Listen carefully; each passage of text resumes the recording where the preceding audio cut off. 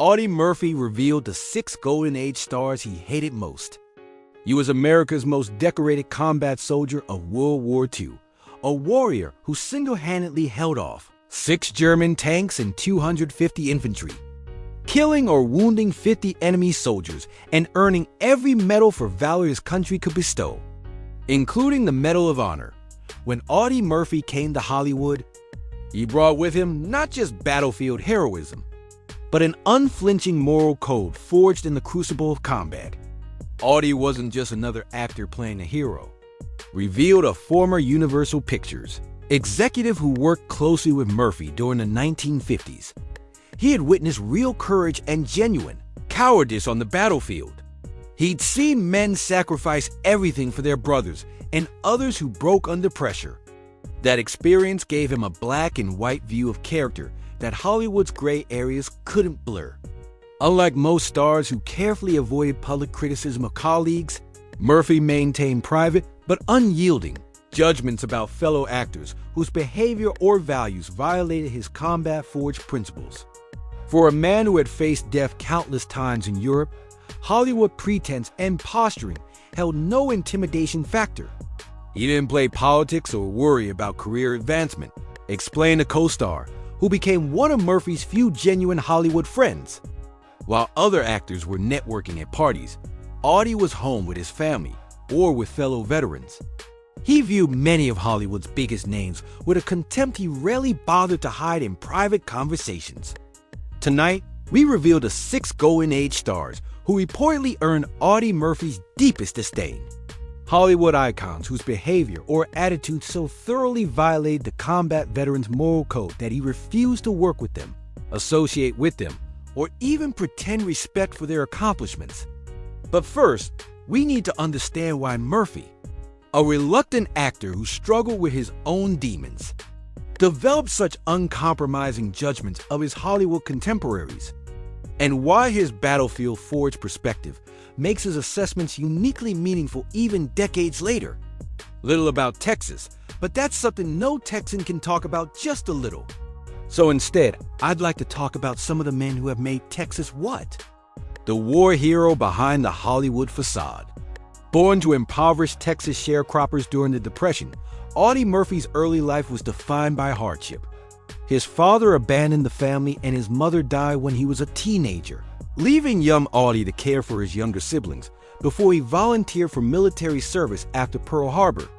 Initially rejected by the Marines and paratroopers as too small and underweight, Murphy finally found a home in the infantry, where his unassuming appearance concealed extraordinary courage and lethal effectiveness. Murphy wasn't some bigger-than-life physical specimen, noted a fellow veteran who served with him in Europe. He stood 5 feet 5 in and weighed about 130 pounds soaking wet. What set him apart was a quiet intensity and seemingly supernatural calm under fire. When other men froze, Audie acted without hesitation, without grandstanding, without regard for his own safety. This authenticity, doing rather than talking, risking rather than posturing, became the foundation of Murphy's moral code. One he carried to Hollywood after the war when his Medal of Honor made him a national hero. Universal Studios, seeing the potential in his remarkable story and boyish good looks, offered him a contract despite his lack of acting experience or interest. Audie never particularly wanted to be an actor, explained a longtime friend. He saw films as a way to provide for his family, and occasionally to ensure that America didn't forget the realities of war. He viewed Hollywood with a perpetual outsider skepticism, a fundamentally artificial world populated largely by people playing pretend versions of experiences he had lived for real. This unique perspective, a combat veteran's unflinching assessment of an industry built on illusion, shaped Murphy's uncompromising judgments of his fellow performers. Unlike critics or journalists with careers dependent on industry relationships, Murphy had no professional reason to temper his opinions or pretend respect for stars whose character or conduct violated his combat-forged standards. Audie had seen men die for values like courage, loyalty, and sacrifice, said a director who worked with Murphy on multiple films.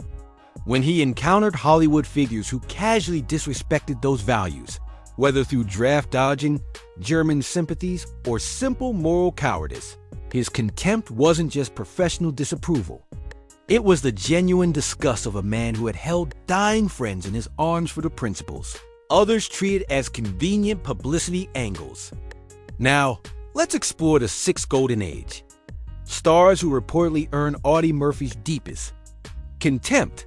Hollywood icons whose behavior or attitude so thoroughly violate the combat veterans. Moral code that he refused to work with them, associate with them, or in some cases, even remain in the same room. Imagine being at home now, peaceful and quiet. Nothing. One, Errol Flynn, the swashbuckler with dark shadows. Errol Flynn embodies swashbuckling heroism on screen, playing characters who fought for justice and defended the innocent in films like Captain Blood and The Adventures of Robin Hood. According to multiple sources close to Murphy, this carefully crafted heroic image stood in stark contrast to Flynn's actual character, a contradiction the combat veteran found particularly offensive. Rumors of German sympathies, statutory rape charges, and an arrogant disregard for veterans confirmed the former. Universal executive who witnessed Murphy's reaction when Flynn's name came up during a potential project discussion. Audie refused to work with Flynn and once allegedly called him everything I fought against overseas. Murphy's objections to Flynn reportedly centered around several aspects of the actor's life and character.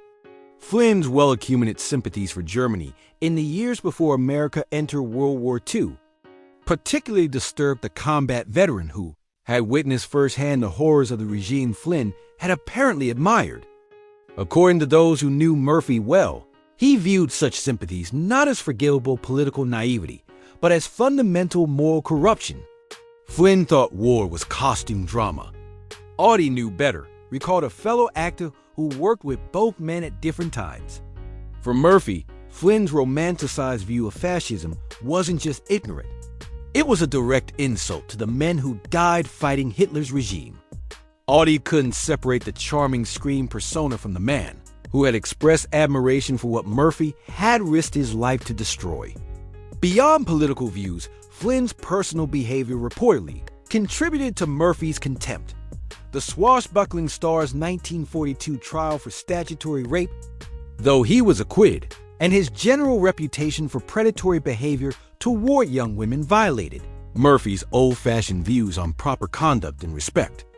As a man who had witnessed extraordinary female courage among resistance fighters in Europe, Murphy allegedly found Flynn's treatment of women particularly disturbing.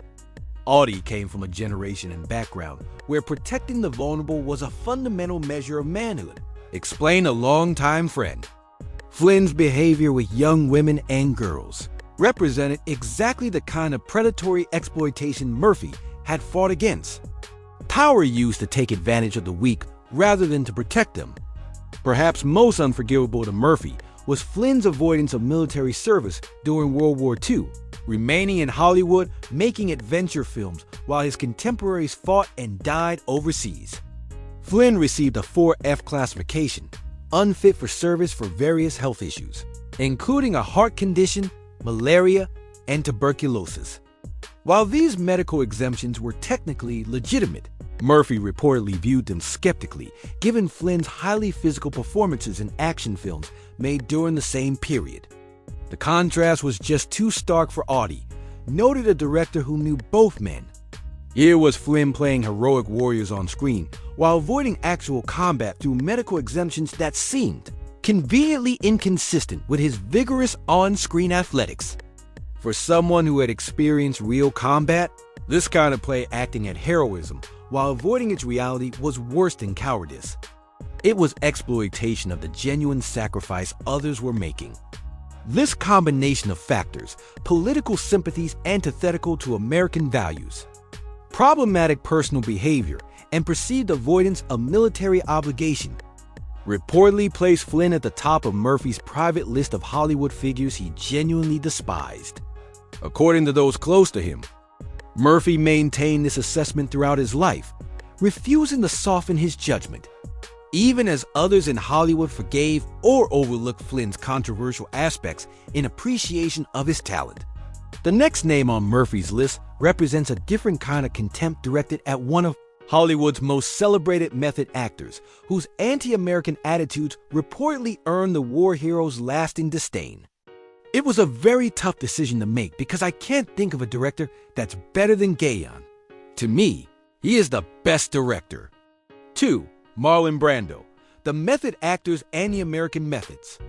Marlon Brando revolutionized acting with his raw, naturalistic performances in films like A Streetcar Named Desire and On the Waterfront. His method approach and emotional intensity earned him critical acclaim and industry respect that continue to this day. Yet, according to those close to Audie Murphy, the combat veteran maintained a deep, unshakable contempt for Brando. Not for his talent, which Murphy reportedly acknowledged, but for high.